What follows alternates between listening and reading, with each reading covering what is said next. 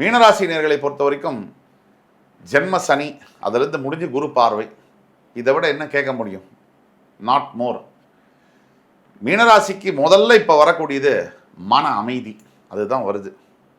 அதுக்கு பிறகு கொஞ்சம் கொஞ்சமாக டெவலப்மெண்ட் என்பது ஆரம்பிக்கும். தொடக்கம் இந்த மாதம், மன அமைதியும் உங்களோட நிம்மதியும் தொடங்குவது இந்த மாதத்தில் தான். உங்களுடைய கடவுள் வழிபாடு என்பது ஸ்ரீரங்க பெருமான் தான்.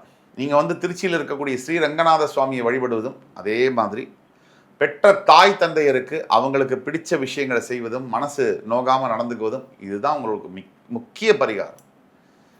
இதை தவிர நீங்கள் செய்ய வேண்டியது என்ன அப்படின்னா, குறைஞ்சது ஒரு நாளைக்கு 10லேருந்து 15 நிமிஷம் காலையில் குளிச்சுட்டு சுவாமிக்கு விளக்கேற்றிட்டு தியானம் பண்ணுங்க.